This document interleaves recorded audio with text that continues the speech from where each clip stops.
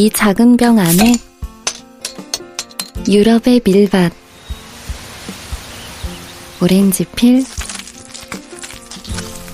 코리앤더 시드, 벨기에의 느긋한 마을 호가든을 담았다. 여유를 맛보세요. 호가든.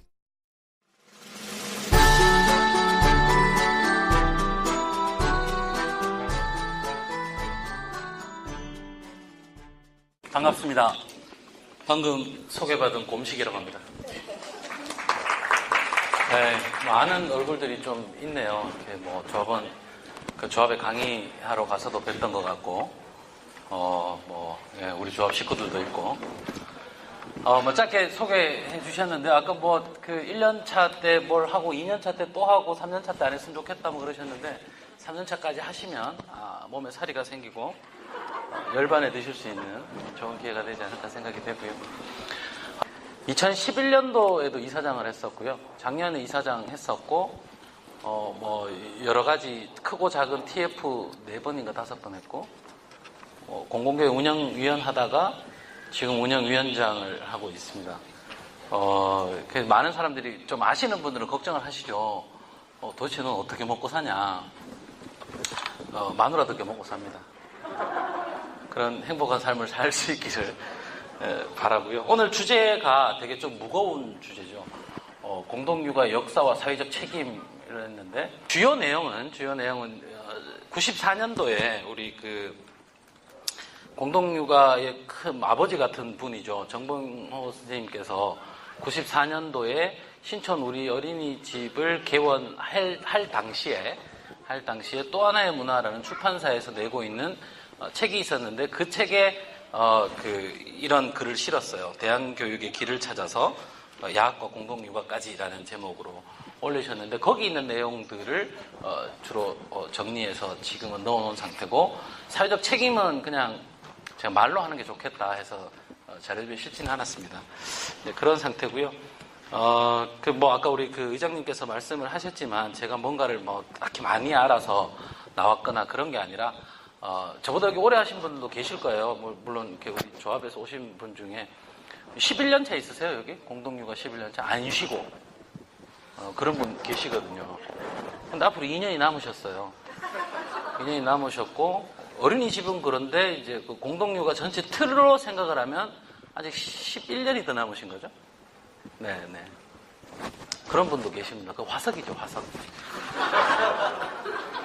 그런 분들이 많이 계실 거고, 그리고 새롭게 이런 자리에 와보신 분도 계실 거고, 그러면서 이제 많은 분들은 좀 격세지감을 느끼기도 하신다고 하더라고요.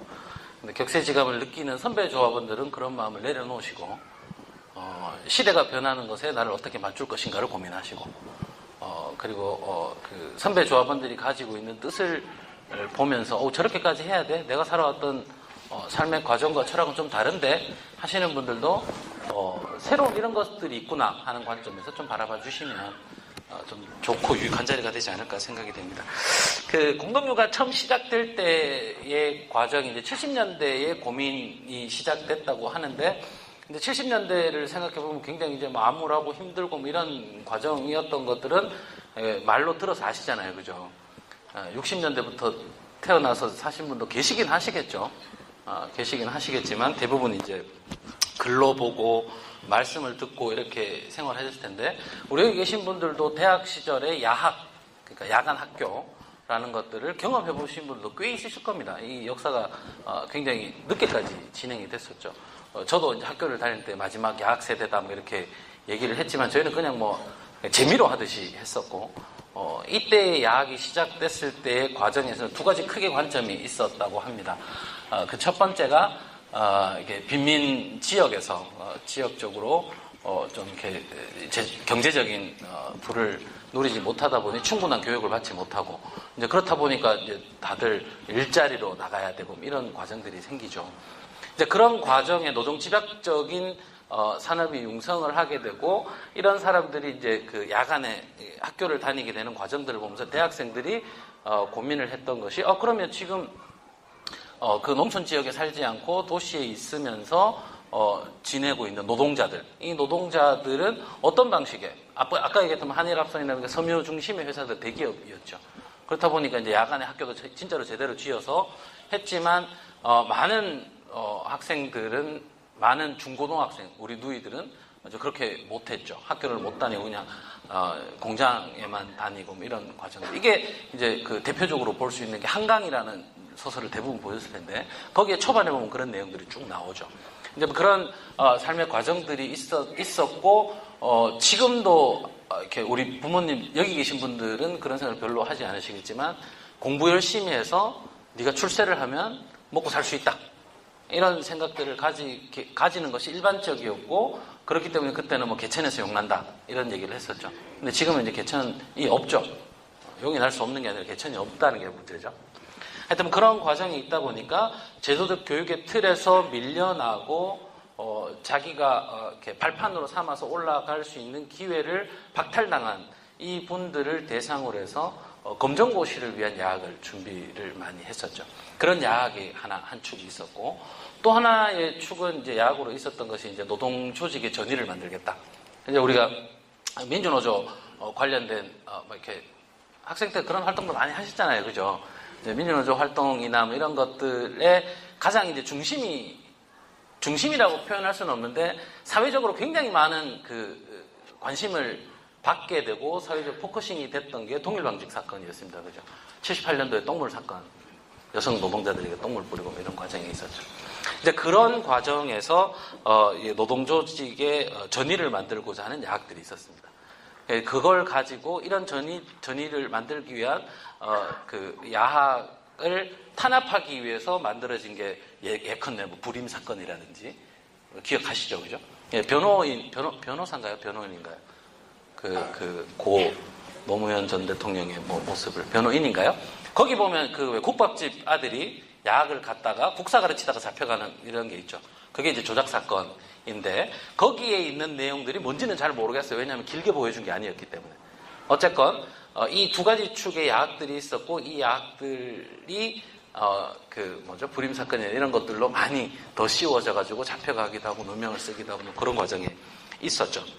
이제 그런 과정에 있으면서 두 쪽 모두 이제 성공을 하는 모습을 잘 못 보이고 양쪽의 이제 야학의 형태가 이제 그러면서 야학을 하는 사람들끼리 대학생 연대체를 만들어서 모였다고 합니다. 모여가지고 우리가 여기 안에서 성공을 하지 못하는 이유가 뭘까라고 생각을 해봤더니 결국은 기존의 지식을 가르치려고 하는데 그 기존의 지식을 통해서 전의를 만들 수 있는 것도 아니고 그리고 그 전의 조직으로서 만드는 양성하고자 하는 그런 목적들을 가지지 않은 야학에서도 그냥 국어, 수학, 영어만 가르쳐서 될 일은 아니고 그리고 집중적으로 집약적으로 강의를 해서 검정고시를 통과를 해야 되고 이 두 가지 목적이 다 이루어지지 못했다고 합니다.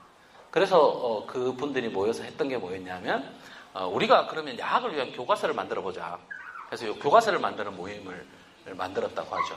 교과서를 만들어서 이제 지내다 보니까 결국은 대학교 1, 2학년들이 모여가지고 뭐 교과서 만드는 거 해봐야 그분들이 물론 뭐 전공별로 다 모였겠죠. 뭐 수학 전공도 있을 거고 무엇도 있을 거고 무엇도 있겠지만 다들 전공 아시면 전공했다고 뭐 어떻게 그죠?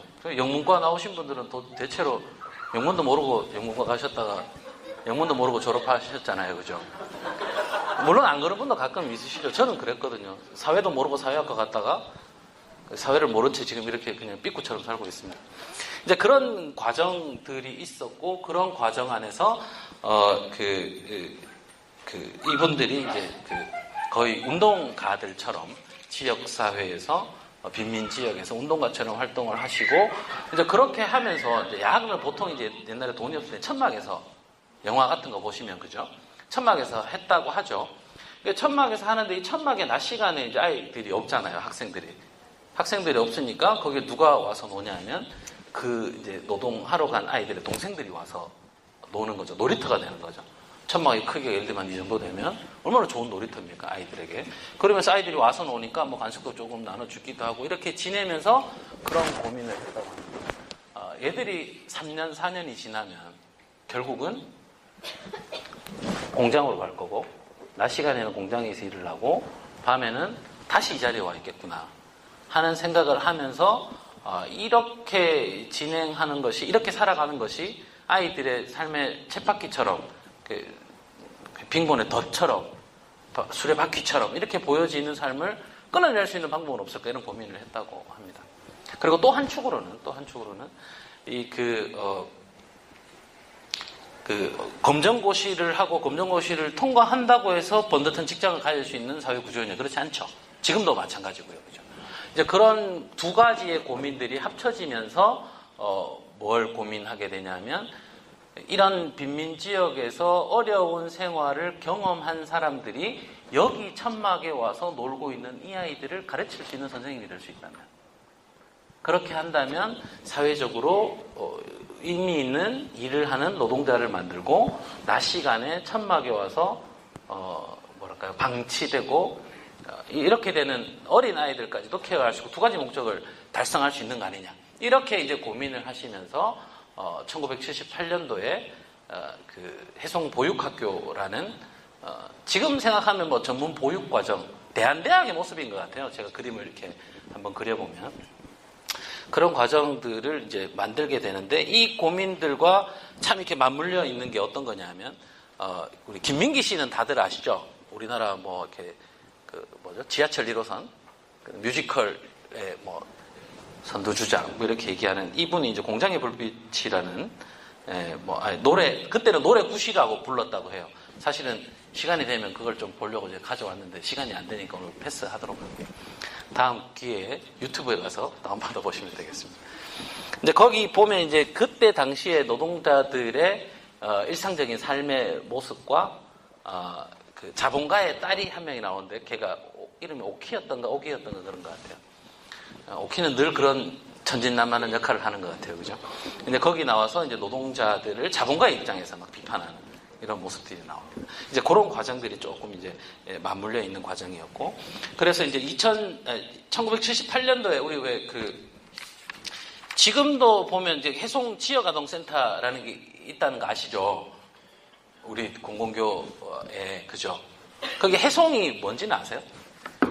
해송이, 저도 뭔지를 몰라가지고 해송을 이제 컴퓨터에 이렇게 인터넷에 막 검색을 해봤더니 해송이 뭐냐면 바닷가에 있는 소나무예요.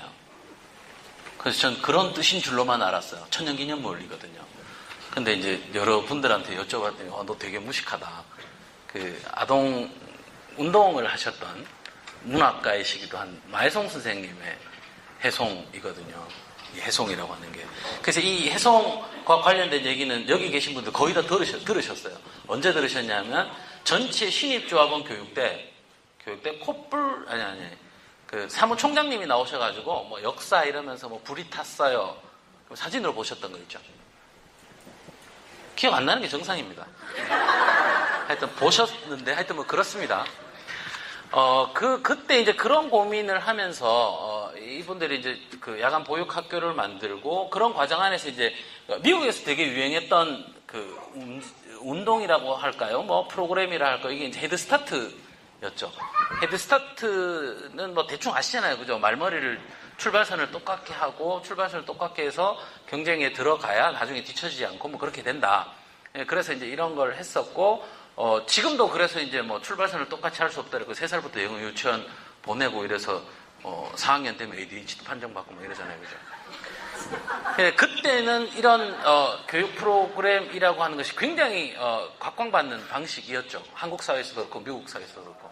지금 헤드스타트 프로그램과 관련된 평가가 2014년도에 모 교수가 미국에서 발표한 걸 보면 실패한 프로그램이다라고 단언을 하고 있고, 물론 우리는 그런 글을 쓰진 않았지만 실패했다고 생각을 하고 있었죠. 우리는 출발을 같이 했지만 여기 있잖아요. 그죠? 못 알아들으셔도 괜찮습니다. 그러면서 이제 우리나라는 2004년인가요? 위스타트 있습니다. 근데 그 과정 안에서 결국은 누가 남냐 하면 좌절을 경험하는 우리가 남게 된다는 거죠. 결국은 한 명만 기억하고, 예전에 그런 개그 무슨 유행어? 이런 거 있죠. 1등만 기억하는 더러운 세상. 전 그걸 보면서 굉장히 통쾌함을 느꼈었거든요.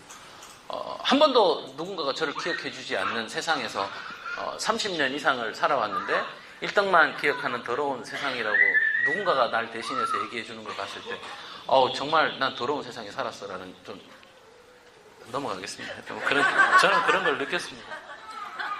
그렇게 해서 해송보육학교를 만들어서 이렇게 운영을 했는데 그 운영을 한 거를 4년까지 운영을 하고 82년도에 문을 닫게 됩니다. 이제 그런 어려움이 있어서 이제 마무리가 됐고, 1기 졸업생들, 그러니까 지금 우리 콧불소가 여기 1기신가요? 2기신가요? 네, 콧불소가 1기시고, 그분들이 1기가 졸업한 해에, 그러면 이분들이 졸업을 했으니까 아까 얘기했던 우리 아이들을 케어할 수 있는, 우리 아이들과 함께 지낼 수 있는, 교육할 수 있는, 보육할 수 있는 그런 환경을 만들어야 된다고 해서 만들어진 게 이제 난곡 지역의 해송 유아원을 만들게 됩니다. 그게 1980년이죠. 1980년 여름에 신림동의 난곡 지역에서 만들었다고 합니다. 만들었는데 여기에서 왜 그럼 유아원이냐? 왜 유아원이었냐면 그때 당시에 유치원법 이런 게 있었는데 유치원법에 안 걸리려고 유아원이라는 이름을 걸었다고 합니다. 그러면서 이제 여기가 이렇게 대단히 아이들이 뭐 그 지역에 이제 워낙에 이제 그 빈민 지역이었고 이렇다 보니까 낮 시간에 이렇게 부모로부터 적절한 케어를 받지 못한 아이들이 너무나 많았던 거죠. 그래서 한 번에 다 운영을 할 수가 없어서 아이들을 오전반, 오후반 형식으로 구성을 해서 이제 운영을 하고 그런 과정에 엊그젠가요? 굉장히 통쾌한 기사가 났죠. 당신 29만 원밖에 없으면 아들이라도 내라 이래갖고 뭐 6천원인가 600억인가 60억인가 환수하기로 했잖아요. 그죠? 벗겨주신 분.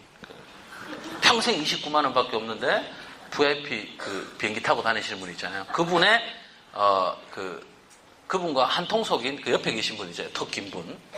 이제 그분이 여기 해송유아원에 시찰하듯이 이제 한번 돌아본다고 차를 타고 여기 뭐야 이렇게 온 거죠.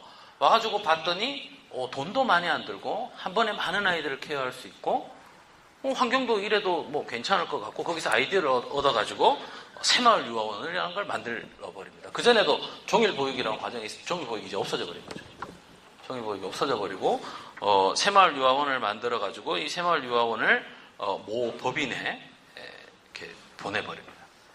위탁을 맡겨버리는 거죠. 뺏긴 거죠. 열심히 만들고 열심히 했던 것들을 뺏기는 과정을 거치고 그렇게 되면서 이랬다고 합니다. 매일 뒷동산에서 뛰놀던 아이들이 점점 교실 안으로 숨었고 직접 만들어 먹이던 간식이 초코파이와 요구르트로 바뀌고 아이들이 줄 서고 인사하고 이건 뺄게요. 이런 것들이 많아지고 그러던 그 생활에 변화들이 일어났다라고 하는 것은 그 전에 아이들이 생활했었던 그 자유로 그리고 아이들의 먹거리를 함께 만들고 함께 재배하고 했던 그런 것들이 모두 없어져 버립니다. 지금 뭐 많은 아동 철학자들 또는 교육 철학자들이 하시는 말씀 중에 가장 많이 회자되는 내용들이 완조품 완구를 사주는 것은 아이의 어떤 욕구도 충족할 수 없고 다만 소비 그 자체에서 느낄 수 있는 욕구만 충족해 줄 수 있다. 이런 주장들을 많이 하시잖아요. 그죠? 그래서 완제품들 잘 안 사주시잖아요. 물론 뭐 초등학생들한테는 조금 사줄 수밖에 없죠. 사주는 게 아니라 자기가 세뱃돈 받아서 내 돈인데 이러면 할 말 없잖아요. 그전에는 야 모아줄게 하고 내가 썼는데. 자 어쨌건 뭐 그런 과정들을 거치면서 이렇게 우리가 어떤 좋은 뜻을 가지고 만드는 것보다 이 조직을 어떻게 운영하고 유지하고 발전시키느냐를 충분히 고민하지 못한 것에서 이분들은 실패한 프로그램이다라고 스스로 평가를 했다고 합니다. 되게 마음 아픈 얘기죠. 네. 그러면서 이제 그러면 당신들이 그렇게 한다면 우리 또 새로운 그림을 한번 그려보겠다라고 해서 이제 1984년도에 창신동에 해송 아기 둥지를 만들게 되고 그게 뭐 불도 탔고 뭐 어쩌고 하면서 지금까지 이어지는 해송 지역 아동 센터인데요. 여기에도 이제 아기 둥지라는 말을 썼던 건 이제 그 아까 유치원법을 피해서 유아원이라고 썼는데 유아원법이 이제 만들어진 거예요. 그래서 유아원법도 피해야 되잖아요. 그래서 이제 아기 둥지 뭐 이런 말을 지었다고 실제로 그랬다고 합니다. 그 과정에서 이제 유아원법에서 우리 초등학교 때 다들 그랬잖아요. 오후반, 오전반 하셨잖아요, 그죠? 저는 이제 오전반이면 오후에 가고 오후반이면 오전에 가고 이래가지고 하루 종일 학교에 있었던 기억이 나긴 하는데 어쨌든 오전반, 오후반 이게 이제 어린이집에서도 이제 되고 있었죠. 되고 있었는데 이런 것들을 이렇게 우리 해송 아기 둥지에서는 종일 보육으로 진행을 한다라는 걸 천명하고 가장 중심에 두려고 했던 것이 생활 공간에서의 보육. 그러니까 뭔가 새로운 뭐 사무실 같은 구조, 놀이방 같은 구조, 이런 구조를 만드는 것이 아니라 치과 같은 구조. 이런 구조에서 아이들을 교육하고 보육하는 것이 바람직하다. 이런 철학으로 출발을 하고 시작을 했다고 합니다. 하여튼 뭐 그랬다고 하고요. 그다음 돈이 없이 이제 그 대학생들이 그때 뭐 이렇게 약간 불법이기도 했었던 과외를 이렇게 좀 띄기도 하고 그래서 돈을 모아가지고 만든 그 공간이 얼마나 넓겠습니까? 사실은 너무 좁다 보니까 아이들이 집에 있을 수가 없었던 거죠. 거기 안에서 아이들 지금 아이들 오전에 오전 세찬 먹고 다들 나들이 가잖아요. 나들이를 가는 이유가 아이들이 열심히 자연과 함께 하려고 가잖아요. 근데 그 이유만 있는 거 아니잖아요. 그죠? 아이들이 안 나가면 미치거든요. 에너지가 쌓여있는 것들을 풀어내야죠. 그걸 풀어내지 않으면 사고가 납니다. 그죠? 그래서 비 오는 날 아이들이 많이 다치잖아요. 싸움도 많이 하고, 핥히기도 많이 핥히고. 그런 과정들이 여기에서도 이제 경험을 하면서 알게 된 거죠. 이게 자연으로 살아야 돼, 함께 살아야 돼 하는 건 말로야 다 알죠. 처음부터 자연이 좋아, 자연과 함께 살아야 돼라고 생각하는 거는 이성적으로는 알 수 있는데 그런 것들이 결혼을 하지 않은 아직 젊은 청년들이 아이들이 이렇게 지내는 것이 바람직하고 이렇게 자라야만 해라는 분명한 교육 철학을 세우고 시작했던 건 아닌 것 같아요. 제가 보기에.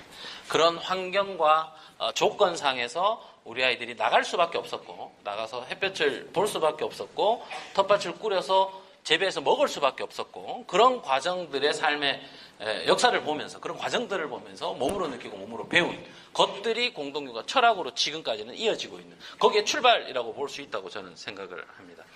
이제 그런 관계에서 이런 거죠. 이제 일반 학교의 구조가 아닌 일반 사무실의 구조가 아닌 일반 놀이터의 구조가 아닌 일반 생활의 구조에서 생각을 해보면 어떤 구조가 돼야 되냐면 사람들 간의 관계도 수직적 관계가 아니라 수평적 관계가 기본적으로 되지 않으면 그곳은 생활하는 공간으로서의 편안함이 없다는 거죠.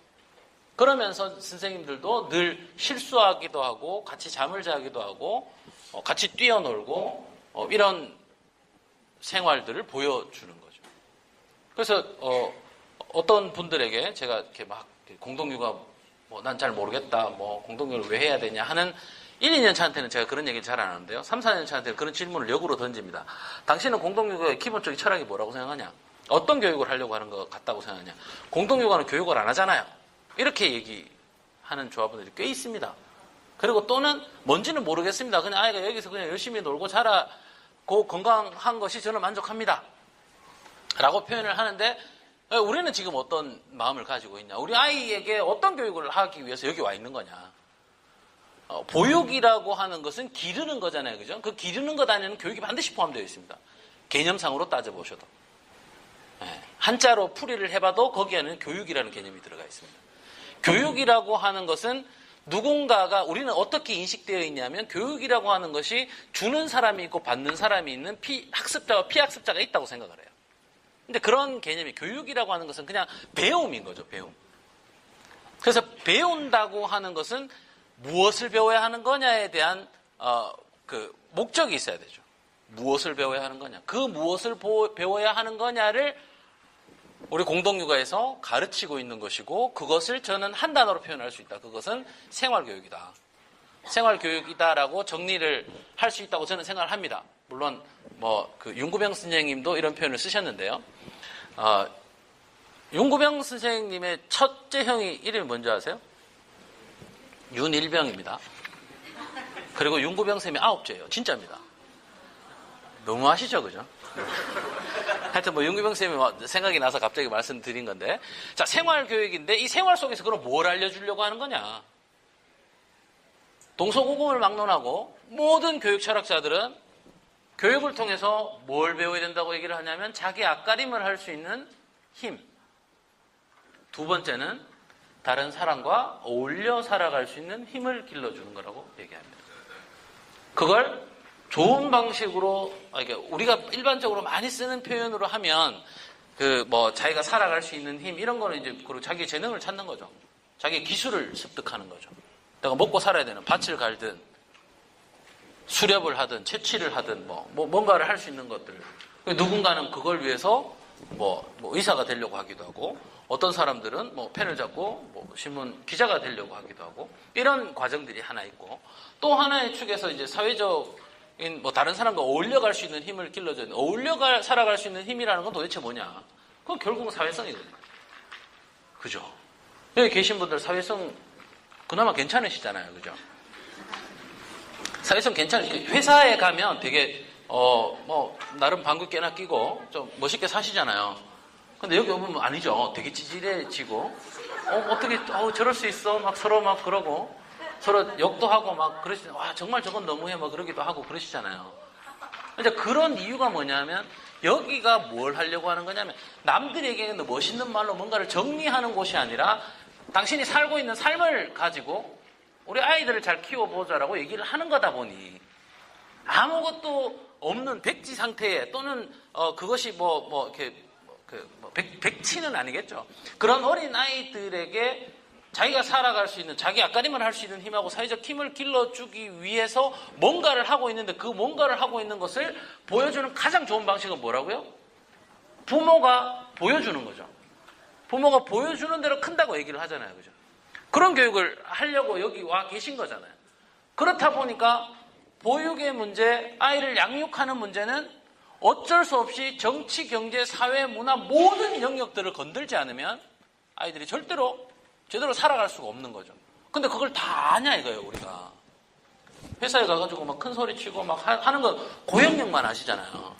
그죠? 박사님들도 계시잖아요. 그죠? 거기만 두터우시잖아요. 딴 데는 정말 얇거든요. 그죠? 사회성도 굉장히 떨어지고. 근데 그런 분들이 모여서 뭔가를 하려고 하니까 자기 아는 영역에서는 굉장히 뭔가가 나옵니다. 근데 모르는 영역에서는 어떻게 됩니까? 아는 척하고 있게 되죠.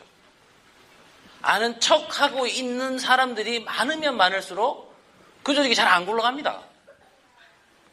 그게 뭐가 있어요? 그게 발을 푹 담그셔야 되는데 간을 보고 있는 거죠.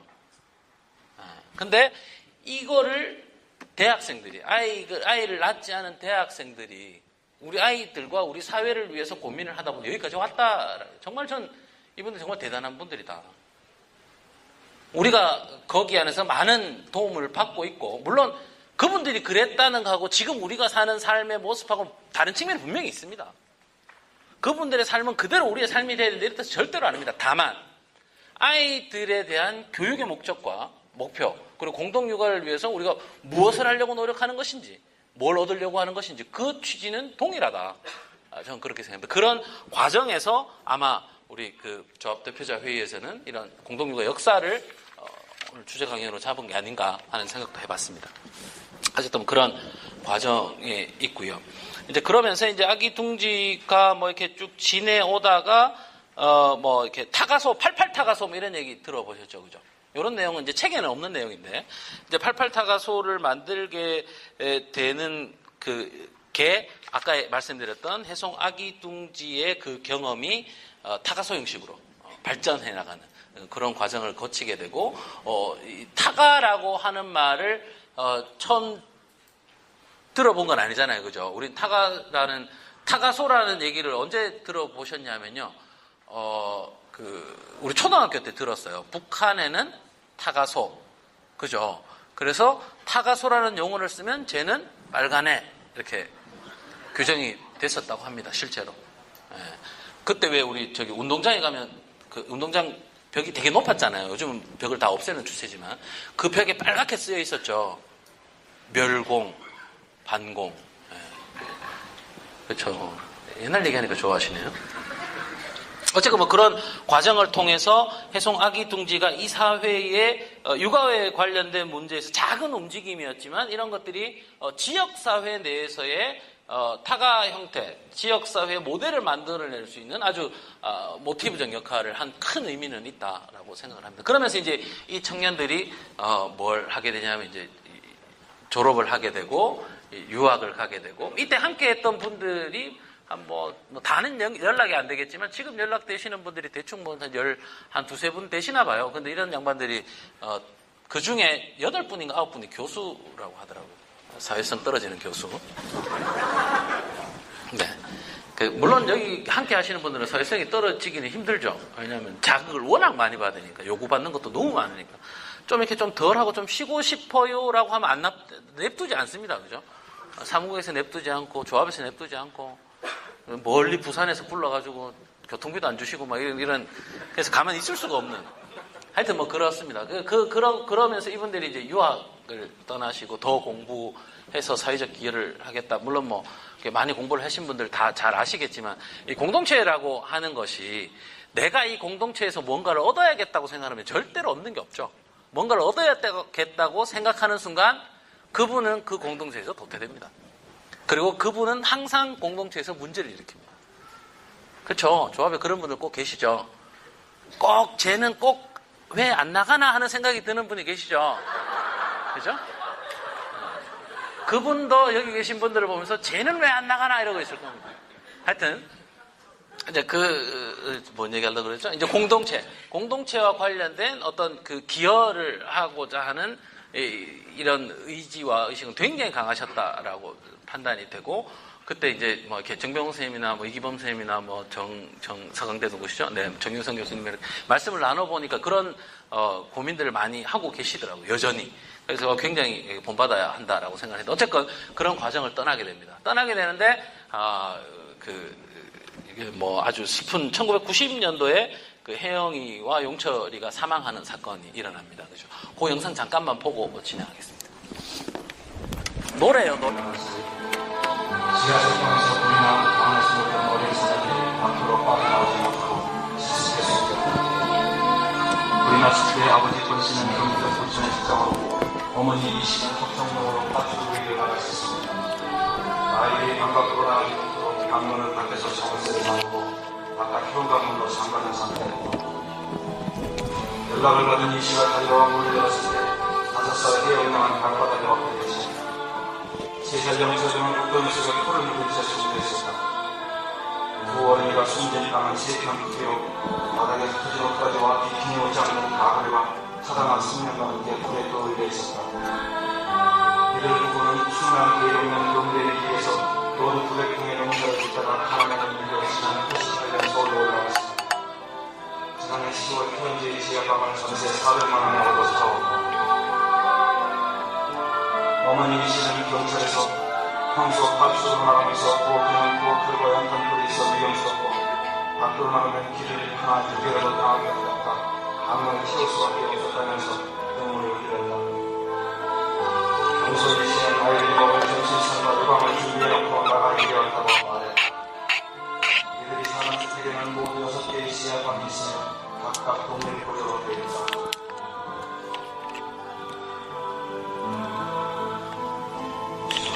아버지는 새벽에 일나가고 어머니도 돈 벌러 밭출고 나가고 지하실 단칸방에 넣인 우리 둘이서 아침 햇살 드는 높은 창문 아래 앉아 창문은 밖으로 자물쇠 잠겨 윗몸에는 싸늘한 밥상과 요강이 엄마 아빠가 돌아올 밤까지 심심해도 갈 게 없었네. 낮엔 텔레비도 안 하고 우린 켤 줄도 몰라. 밤에 보는 텔레비도 남의 나라 세상. 엄마 아빠는 한 번도 안 나와. 우리 집도 우리 동네도 안 나와. 조그만 창문에 햇볕도 쓰러지고 우리 종일 누워 천장만 바라보다 잠이 들다 깨다 꿈인지도 모르게 성냥불 장난을 했었어.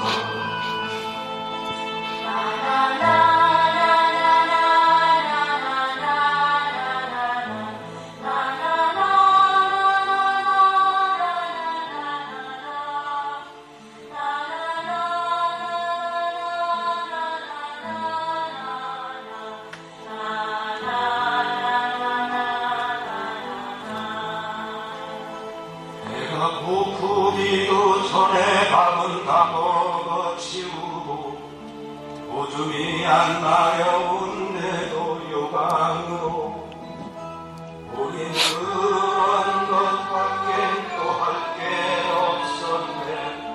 동생은 아직 나를 잘 못하니까 후미진 계단에 누구 하나 찾아오지 않고 도둑이라도 강도라도 말야 옆방에는 누가 사는지도 몰라. 어쩌면 거긴 낭떠러지지도 몰라.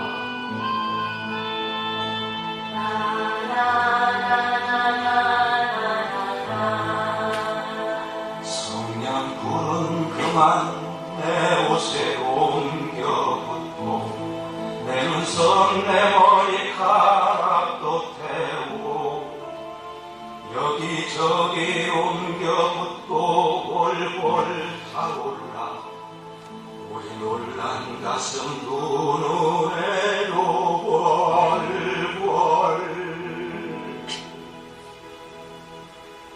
엄마, 아빠, 우리가 그렇게 놀랐을 때 엄마, 아빠가 우리와 함께 거기 있었다면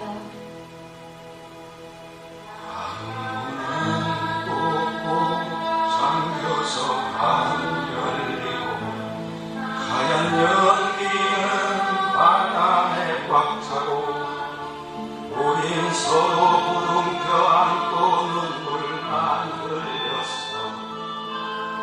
엄마, 엄마, 우린 그렇게 죽었어. 그때 엄마, 아빠가 거기 함께 있었다면 아니, 엄마만이라도 함께만 있었다면 아니, 우리가 방울을 연기와 불빛 속에서 구름도 안고 떠오르기 전에 엄마, 아빠가 보고 싶어 방울을 세차게 두들기기 전에 손톱에서 피어나게 방바닥을 들려대기 전에 그러다가 동생이 먼저 숨 막혀 엎어지기 전에 그때 엄마, 아빠가 거기 함께만 있었다면 아니, 우리가 어느 날 도망치듯 빠져나온 시골의 고향 마을에서 우리 내 식구 단란하게 살아갈 수가 있었다. 아니, 여기가 우리처럼 가난한 사람들에게도 축복을 내리는 그런 나라였다.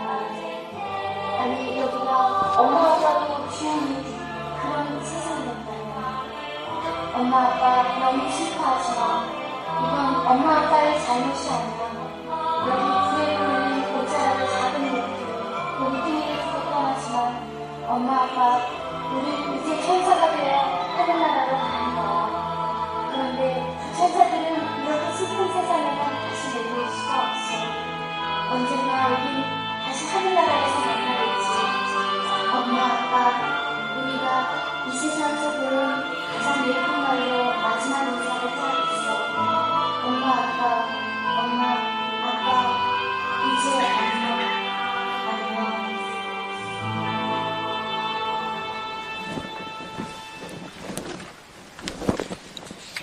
여기 1990년, 89년 뭐 가을이다 이렇게 얘기하는데요. 90년 3월에 일어난 사건이고 이 사건을 계기로 우리나라의 타가 문제와 보육 문제의 근본적인 손질이 필요하다.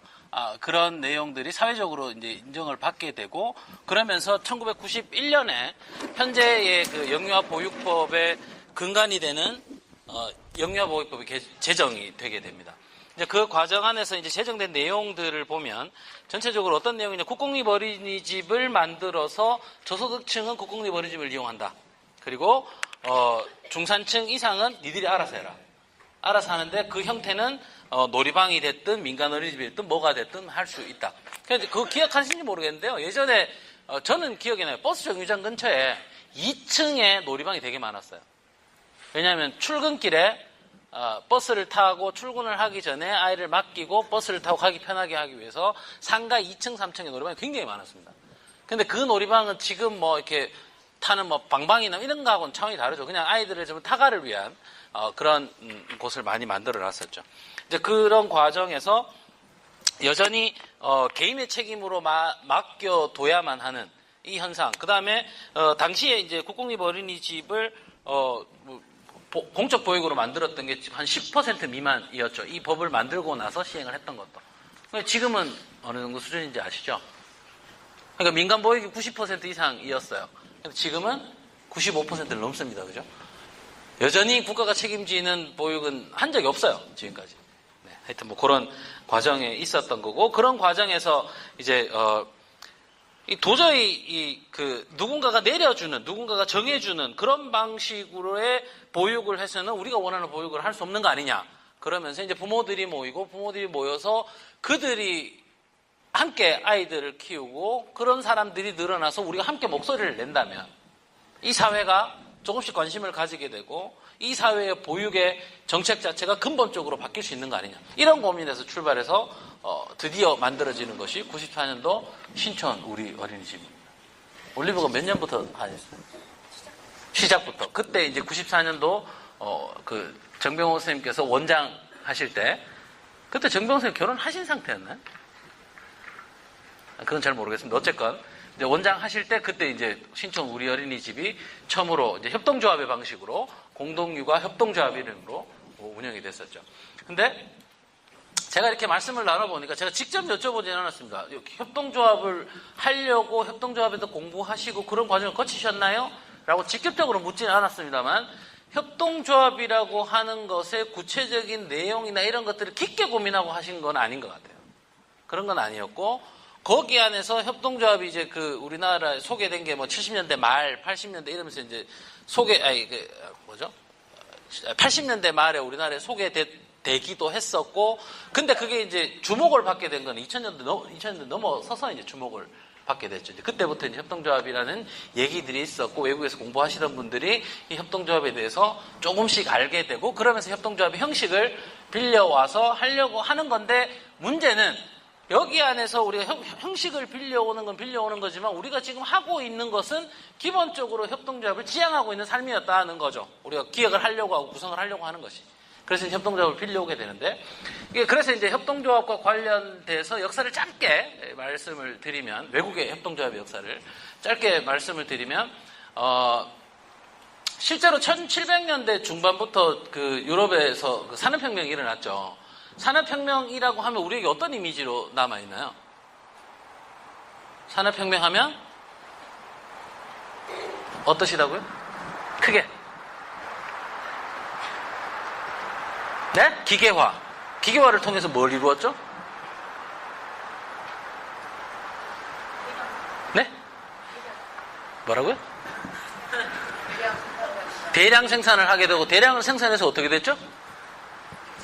네? 뭐 했다고요? 산업혁명이라고 하면 우리에게 이미지가 부정적입니까? 긍정적입니까? 부정적이세요? 긍정? 손 들어보세요. 질문 안 할게요. 자, 동시에 듣게요. 긍정적 오른손, 부정적 왼손. 하나, 둘, 셋. 수업 듣기 싫은, 강의 듣기 싫은데, 부정적인 인식보다 긍정적인 인식이 훨씬 강하고 그렇게 배워왔습니다. 그걸 통해서 우리는 산업 발전을 이루었고, 그래서 우리가 과학기술이 발달을 했고, 그러면서 우리는 먹고 살기 편해졌고, 뭐 이런 얘기들 많이 들어왔습니다. 그죠? 우리 고등학교 때 그렇게 배웠거든요. 근데 그거는 누구의 관점입니까? 가진 사람들의 관점이었죠. 공장주, 그 다음에 탄광주, 이런 사람들은 그런 삶을 살았어요. 근데 노동자들은 어땠냐 이거죠. 노동자들은 그와 정반대의 삶을 산 거죠. 많은 분들 학교 다니실 때 1844년인가요? 엥겔스가 쓴 영국 노동자 계급의 상태 많이 읽으셨죠, 그죠? 기억 안 나셔도 괜찮습니다. 읽긴 읽으셨을 거예요. 거기에 내용들을 보면, 정말 제가 말씀드리려고 하는 그 시대보다 100년이 지난 후임에도 불구하고, 빈곤 지역의 공장 지역에 살아가는 삶의 모습들은 정말, 지금은 상상도 못하는 모습으로 그림이 묘사됩니다. 그림이 아니라 글이 묘사가 됩니다. 그 100년 전에는 어땠냐 하면 하루에 18시간 노동을 했다고 합니다. 하루에 18시간 노동을 하고, 한 방에, 그러니까 멀리 다니면 18시간 노동을 했으면 남는 시간 6시간밖에 없잖아요. 6시간 동안 뭘 할 수 있겠어요? 잠만 자야죠. 이동을 하면 안 돼요. 그래서 공장 옆에다가 집 기숙사 같은 걸 짓는 거죠. 그래서 한 방에 2가족, 3가족이 들어갑니다. 그죠? 가족은 있으되 가정이 없는 삶을 살았던 거죠. 그러면 이 아이들은 낮에 뭐 합니까? 아이들은 방치돼야 되잖아요. 그럼 방치하면 뭐합니까? 노동력이 필요한데. 기계가 되고 소규모가 되니까 아이들이, 그거 모르죠? 설국열차? 뒷칸에서 앞칸으로 간 아이들이 뭘 했냐면 아주 좁은 곳에 들어가서 뭐 연료를 넣는 그걸 했죠. 이제 그런 노동을 시키기 시작합니다. 그래서 이제 유아노동이라고 했는데, 유아노동이 만 7세부터 시작이 됩니다. 만 7세부터 시작이 되는데, 유아노동을 한 만 7세 정도, 만 7세부터 유아노동을 한 아동들의 평균 수명이 18세였다고. 평균 수명이 그렇다고 하는 건 오래 살아야 40, 50밖에 못 살았다는 얘기죠. 물론 옛날에 뭐 일찍 죽는 분들이 워낙 많기는 했지만. 그러니까 그런 삶을 바탕으로 두고 위에 설국열차 앞칸이 있었던 거죠. 이런 사람들이 뒷칸이고. 근데 거기는 뒷칸은 되게 작은 것처럼 보이고 앞칸이 되게 넓게 그려놨잖아요. 지금 사회와 다르지 않죠. 우리 뒷칸에서 열심히 뭔가라고 앞칸에 계신 분들은 다른 짓 하고 계시고 그런 거잖아요. 그죠? 7시간 뭐 했는지 얘기도 안 하고. 하여튼 뭐 그런 과정에 있는 이 과정에서 많이 들어보죠. 로버트 오웬이라는 공상적 사회주의자 많이 들어보셨을 거예요. 이분이 뭘 하냐면 방직 공장을 인수를 하는데, 방직 공장을 인수한 이유가 뭐냐면 이 노동자들이 이렇게만 노동하는 것은 바람직하지 않다. 난 새로운 경영의 모습을 보여주겠다. 이렇게 방직 공장을 인수하는데 돈이 없으니까 어떻게 했냐면 다른 지역에 있는 영국의 다른 지역에, 그러니까 영국이 뭐죠? 웨일즈, 잉글랜드, 네? 스코틀랜드. 네. 스코틀랜드에 있는 어떤 방직 공장의 사장의 딸을 꼬신 거예요. 꼬셔가지고 결혼을 합니다. 그래서 싸게 인수를 하죠. 그러면서 방직 공장을 운영하면서 아주 파격적인 공격을 합니다. 만 13세 이하의 유아들은 노동을 하지 않는다. 대신 공장 옆에 건물을 지어가지고 학교를 지어가지고 학교에서 공부하도록 한다. 만 13세에서부터 18세까지를 청소년 노동자라고 불렀는데, 그 청소년 노동자들은 아침에는 일하고 오후에는 공부한다. 그리고 전체 노동자들의 노동시간은 15시간으로 줄인다. 굉장히 지금 얘기하면 쇠고랑찰일이죠. 노동법상 이건 굉장히 심각한 문제가 되고 쇠고랑찰일인데, 그때는 획기적이었습니다. 획기적이었고 주위 사람들이 다 성공하지 못할 거다라고 했는데 사업이 날로 번창하다 했는데 주위의 담합과 이런 것들 때문에 결국은 망하게 되는 그런 경험을 하게 됩니다. 이분은 협동조합의 어떤 역사라고 얘기하기는 힘든데 무엇과 관련돼서 많이 설명을 하냐면 열악한 그 당시의 상황들이 어떻게 변경되어 왔는지를 얘기할 때 굉장히 중요한 요소이기 때문에 이분이 거론이 되는 건데, 그게 이제 1801년, 1802년 이때 얘기였고 1804년부터 영국의 공장법이라는 게 몇 년 동안 쭉 만들어져서 결국은 30년 만에 공장법이라는 게 완성이 됩니다. 공장법이 완성이 되는 과정에 핵심적으로 결론이 났던 건 뭐냐면 하루의 노동시간을 12시간으로 한정한다. 그리고 아동은 노동할 수 없다. 이런 것들을 법으로 정해놓은 거죠. 근데 그러면서 여전히 뭐 영국에서는 그런 과정에서 우리 선생님 잘 아시죠? 여전히 공장법에 의해 가지고 그 구빈원을 통해서 역시 못 사는 사람들은 증명을 해야 뭔가를 받을 수 있고 이런 것들이 있었지만 제도적으로 앞에 말씀했던 것들을 법적으로 금지하는 형태를 취하기 시작했던 게 그 당시입니다. 그런 과정에 있다 보니까 이제 시간이 늘어납니다. 시간이 늘어나고 그다음에 임금을 최저임금 수준을 예전에 이제 마르크스는 임금 철칙설 그래가지고 노동력을 재생산할 수 있는 만큼의 임금을 주고 그만큼 충분하고 그런 과정에서 살아왔었는데 이제 점점 어떻게 보면 노동자들의 권리와 임금을 높여주는 그런 정책들을 쓰기 시작합니다. 최저임금법 같은 걸 도입을 해가지고. 그러면 어떻게 되냐면 내가 쓸 수 있는 가용자원이 늘어나죠.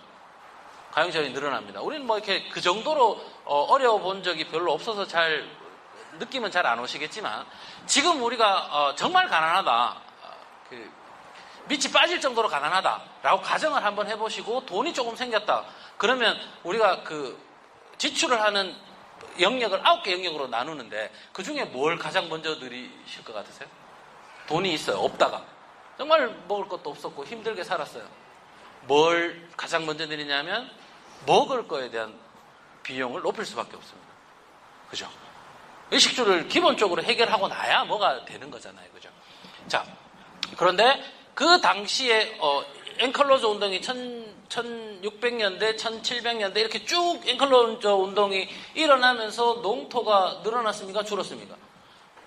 3분의 1 이하로 줄어들었단 말이에요. 그러면 그 국민들이 충분히 먹고 더 먹고 하는 밀을 생산할 수 있는 밭은 줄었습니까? 늘었습니까?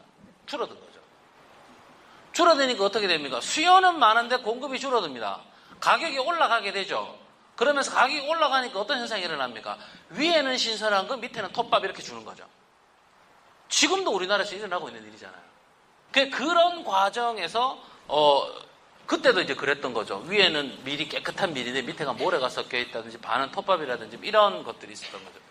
그래서 처음 만든 게 공정 선구자회 로치데일, 그래서 소비자 협동조합을 처음 만들기 시작을 합니다. 거기서 만들었던 게 뭐였냐면 우리 30명쯤 이렇게 조합원들이 모이는 거예요. 공장에 일하는 사람들이 모여가지고, 야, 이거 너 공장에서 일하는, 너 체력도 되게 약하니까 공장에서 일하지 말고 너는 우리가 월급을 줄 테니까 넌 이걸 가지고 우리가 먹을 거를 사와가지고 싸게 팔아. 그럼 믿을 수 있잖아요, 그죠? 그러면서 이게 점점 늘어나기 시작. 그러면서 전 세계로 늘어났죠. 그래서 우리도 생협을 이용하고 있는 거죠. 그게 뭐 생협의 형태는 여러 가지가 있을 수 있지만 그런 과정들을 거쳤습니다. 신협 다들 아시죠? 신협 독일에서 시작됐습니다. 고리대금이 너무 심해가지고 7부 이자 받고 뭐 아리랑에 보면 나오는 얘기잖아요, 그죠?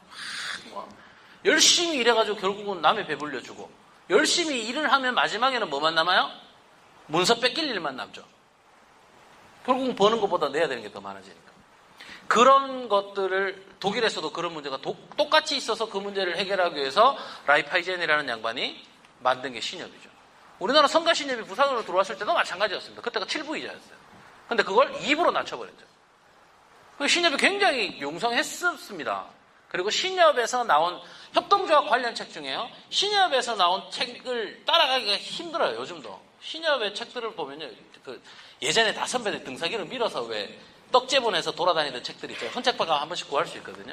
그 책들 보면요. 정말 대단합니다. 근데 지금은 이제 신협이 조금 달라졌죠. 왜 달라진지 아시잖아요, 그죠? IMF 구제금융 받으면서 대출금을 받았는데 그 아직 다 못 갚아가지고 관리가 들어가는. 그러니까 이제 신협이 자기 마음대로 할 수 없는 그런 게 좀 있기는 하죠. 그럼에도 불구하고 여전히 좀 다릅니다, 그죠? 농협은 완전히 다릅니다. 농협은 협동조합으로 하면 안 돼요, 그죠?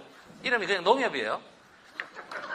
신용협동조합은 풀어서 얘기해줘야 되지만 농협은 풀어주면 안 됩니다. 그냥 그건 농협이에요. 그건 농협이 아닙니다. 관치잖아요, 관치. 지명하잖아요, 이사장. 그런 건 이제 생협이 아니고요. 그리고 이제 미국 같은데 이제 산업이 막 융성되고 하는데 전기가 많이 필요하고 공장에서만 쓰다가 가정에도 전기를 쓰고 싶은 거예요. 근데 땅덩이가 얼마나 넓습니까? 개척시대에. 땅덩이가 워낙 넓으니까 전선을 다 연결을 못 하는 거죠. 발전소를 다 못 만드는 거예요, 정부가. 그래서 지역에서 모입니다. A주 모여. 야, 우리 전기 쓰자. 돈 모아. 발전소를 만들었어요. 발전소 협동조합이에요. 브라질, 아르헨티나 전화선 떨고 전화협동조합 만들었고요. 네덜란드에 풍차 돌아가잖아요. 풍차 돌아가가지고 뭐 우린 늘 뭐 거기서 플랜다스 얘기하나 생각하고 뭐 그렇게 했겠지만 그게 다 협동조합입니다. 튤립 생산의 90% 이상이 그렇게 나오는 거죠. 자, 협동조합의 과정을 왜 짧게나마 말씀드리냐 하면 협동조합을 통해서 뭘 하려고 했냐 이거예요. 우리가 가지고 있는 어려움과 힘든 점을 누군가에게 해결해달라고 부탁을 하는 것이 아니라 우리가 해결하기 위해서 모인 것이 협동조합이라는 거예요. 육아협동조합도 마찬가지라는 거예요. 우리 아이들을 잘 키우는 문제를 잘 키우고 싶은데 혼자 잘 키울 수 있습니까? 못 키우죠. 내가 이 정도밖에 안 되는데. 여러 사람들이 그러시잖아요. 왜? 여기 와서 보이는 모습하고요. 집에 가서 가족들하고 보이는 모습이 다르시잖아요. 그죠? 같으면 그건 사람이 아니죠. 집에서도 정장하고 입고 안 그러잖아요. 이렇게 뭐 허벌레 하고. 이제 그런 것들을 삶의 과정 안에서 만들어 보자는 거였고, 그런 것들을 내놓고 살아보자라고 하는 게 협동조합이었다고 얘기하는 거죠. 쉽게 얘기하면. 우리가 필요했기 때문에 만든 거였습니다. 이것을. 그러면 우리가 필요해서 만든 것을 우리가 필요해서 만들었으니 우리만 잘 살면 된다라고 생각할 수 있는 문제인 거냐. 이게 오늘 두 번째 말씀드리려고 했던 사회적 책임으로 자연스럽게 연결이 됩니다. 사람마다 개인의 꿈과 목표가 다 다릅니다. 근데 참 재미있는 건요. 대학생들한테도 넌 꿈이 뭐니? 라고 물어보면 아유 제가 20 넘어서 무슨 꿈을 얘기하십니까? 이렇게 얘기해요. 야 그래도 꿈이 있을 거 아니야. 꿈이 뭐야? 이렇게 얘기하면요. 뭐 기자가 되는 게 꿈입니다. 무슨 뭐 전 뭐 사실 교수가 되고 싶습니다. 이렇게 얘기를 해요. 고등학생들한테 물으면 너 꿈이 뭐니? 그럼 서울대 가는 게 꿈이래요. 중학생한테 물으면요. 뭐 대통령이 되고 싶어요. 요즘 중학생들도 그렇게 안 하죠. 초등학생이나 그렇게 얘기하죠. 그죠? 저는 무슨 누가 되고 싶어요. 영부인이 되고 싶어 이런 사람도 있더라고요. 요즘. 그게 제일 좋아 보이거든. 고생도 안 하고. 그러시잖아요. 그런 말 아시죠? 돈은 의사가 벌고 쓰는 건 누가 써요? 아니, 의사가 남성이라는 고정관념을 버리세요. 의사의 배우자가 버는 거죠. 의사의 배우자가 쓰는 거죠. 그죠? 그게 좋은 혼처잖아요, 그기가. 결국은 뭐에 초점이 맞춰 있냐면요. 자리예요, 자리. 자리고 직업입니다. 그게 무슨 꿈입니까? 근데 아이들이 어떤 아이로 컸으면 좋겠어요? 라고 물으면 난 얘가 법관이 됐으면 좋겠어요. 이런 사람 한 명도 없거든요. 이 자리에서 한 명도 그런 사람 없습니다. 근데요, 구체적으로 질문을 조금씩 더 해가잖아요? 그러면 어떤 현상이 생기냐면 내가 꾸고 있는 꿈이 뭔지를 일단 모르세요. 아이에게 가지고 있는 꿈이 뭔지를 모르십니다. 왜요? 고민을 안 해봤으니까. 어떤 고민을 하냐면요. 이건 아닌 것 같아. 이렇게 사는 건 올바르지 않은 것 같아. 아이에게 어려서부터 이렇게 학습지 시키고 이렇게 하는 건 좀 힘들어. 이건 나의 가치는 맞지 않아. 이 정도는 생각하세요. 그죠?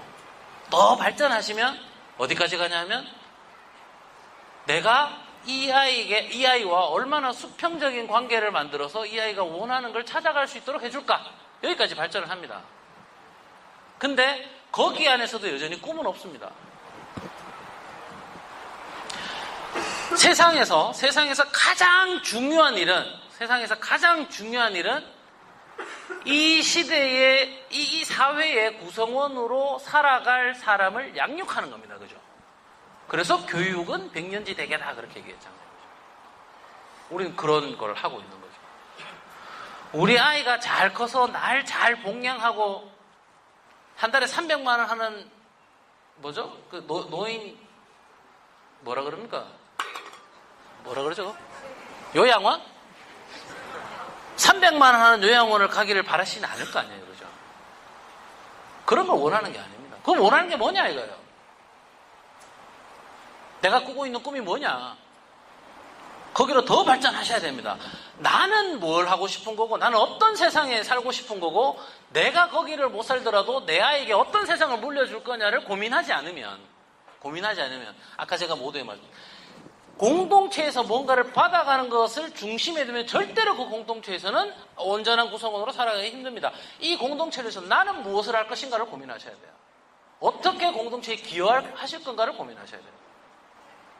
이 공동육아라고 하는 것이 내 아이가 혼자 살아갈 수 없어 뭐 이렇게 얘기하는 것들로 그냥 쉽게 얘기하면 그렇지 뭐 하시는 분도 있을 거고요. 깊이 고민하신 분도 있을 겁니다.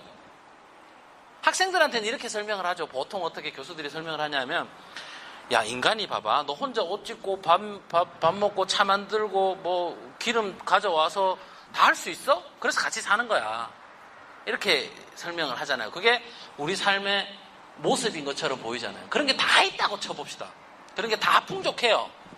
그런 게 다 풍족하면 혼자 살 수 있냐? 그럴 수 없죠. 절대로 혼자 못 삽니다. 사람은 뭐가 필요해요? 동반자가 필요합니다. 동반자가. 왜 동반자가 필요해요? 온전하지 않으니까. 동반자가 필요 없는 그 사람들이 사람이 아니라 생명체들이 어떤 거냐면 인간이 아닌 생명체예요. 인간은요, 태어나서 걷는 데까지 얼마 걸립니까? 걷는 데까지. 1년 좋게 걸리잖아요. 그죠? 1년보다 일찍 걷는 애들 있죠? 다리가 약해서 자꾸 넘어져요. 그런 애들은. 되게 진지하시네요. 농담이었는데. 하여튼 동물들은요, 4발 달린 짐승들도 태어나면 바로 일어나요. 그게 뭐라고 표현하냐면, 인간은 DNA가 기본적으로 떨어져 있는 존재라는 거예요. 떨어져 있는. 동물들은 어떠냐면, 그걸 DNA로 바꿔 태어납니다. 그러니까 금방 할 수 있는 거예요. 아이들 똥을 싸든 뭘 하든 빽빽 울줄이 날지 뭐 할 줄 압니까? 그렇게 느린 존재들인 거죠. 이 느린 존재가 혼자 살아라는 혼자 살 수 있냐 이거예요. 없죠. 그래서 가족이 필요한 거죠. 부모가 필요한 거죠. 그 부모는 그 교육들, 아이들에게 필요한 교육도 혼자 다 시킬 수 있습니까? 없죠. 혼자 살 수 있다고 생각하시는 분들 주로 공동체 생활을 못해요.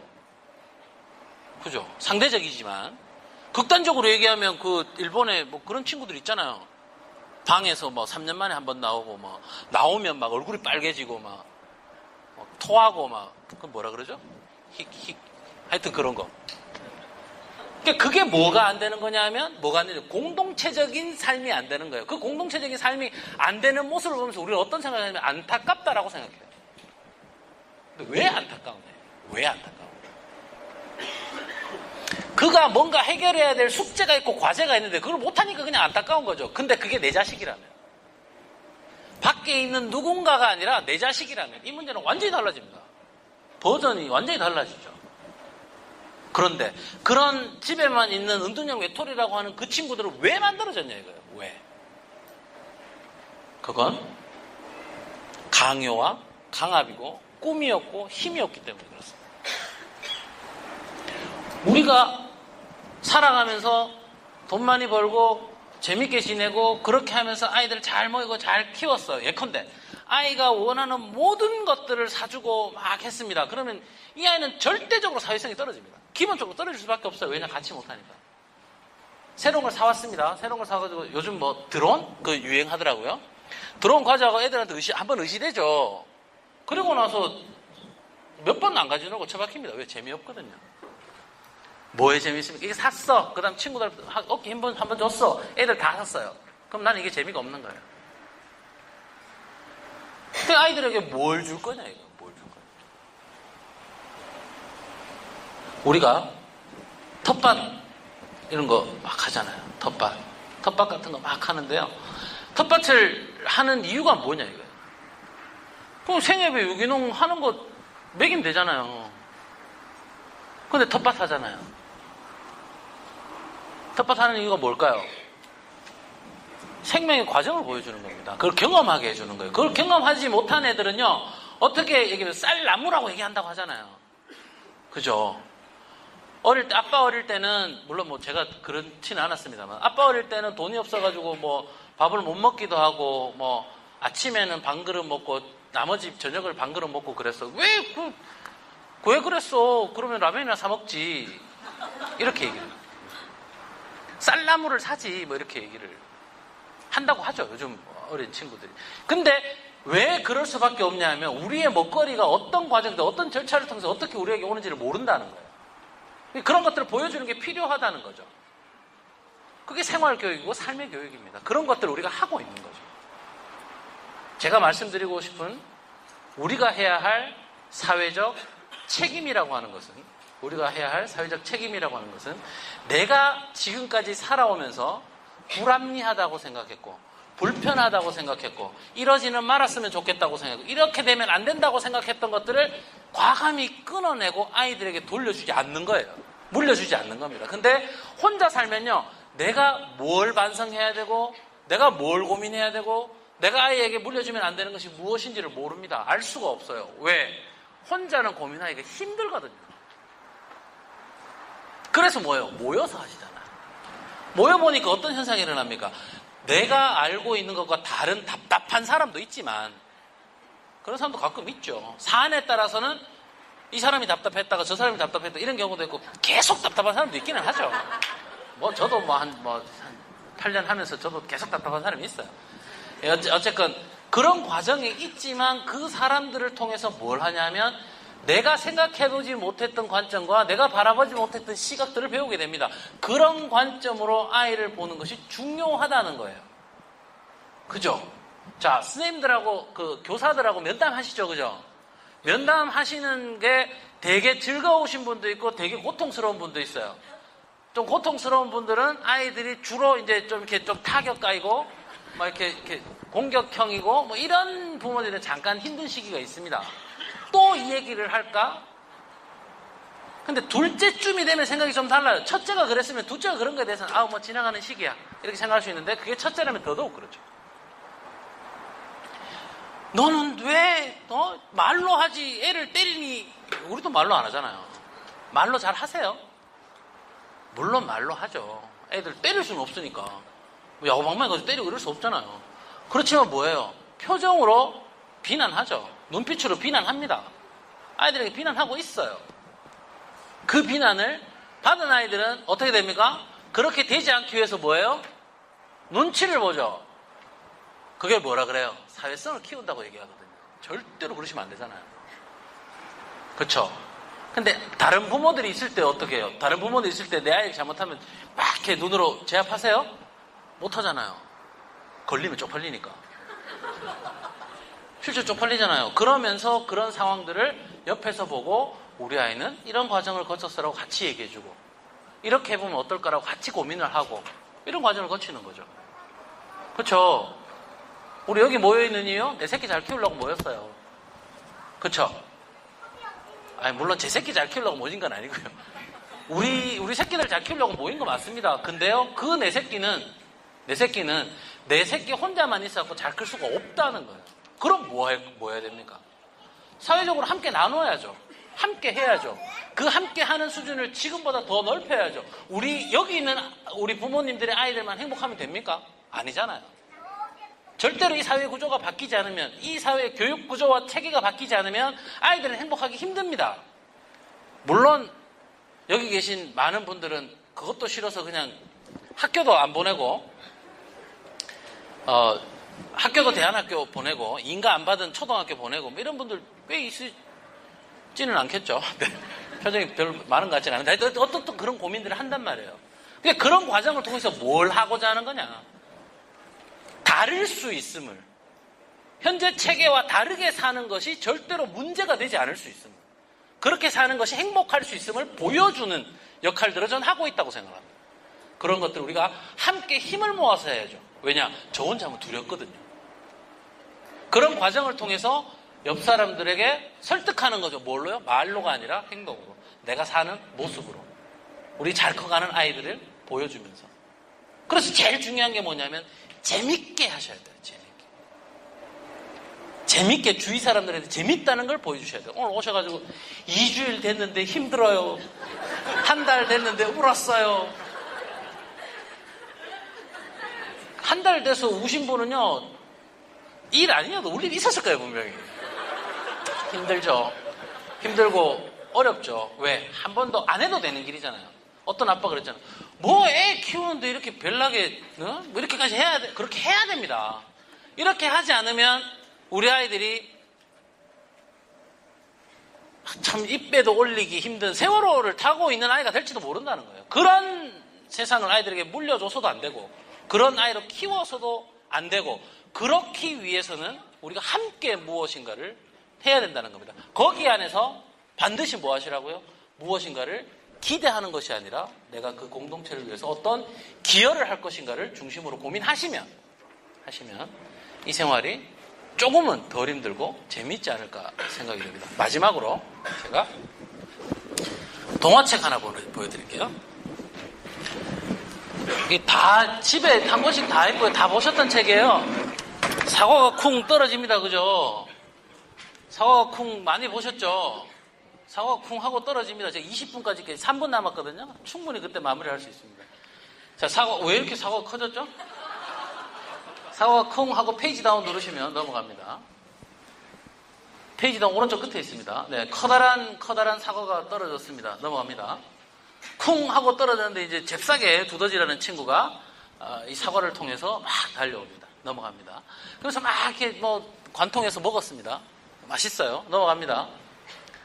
또 넘어가요. 계속 먹어요. 그러면서 이제 그 다음에 너무 많이 갔습니다. 두더지가 먹는 사이에 개미도 왔다 가고, 벌도 왔다 가고, 애벌레도 오고, 나비도 옵니다. 넘어갑니다. 그러면서 점점 이제 큰 동물들이 오죠. 다람쥐도 오고, 토끼도 오고, 돼지도 오고 막 옵니다. 넘어가죠. 너구리, 여우 또 넘어갑니다. 악어도 오고요. 또 넘어가고요. 코끼리도 오고, 기린도 오고 넘어갑니다. 사자가 사과 먹는지 모르겠습니다. 일단 일본 동화예요. 네. 코끼리도 어쩌고 막 잘 먹었습니다.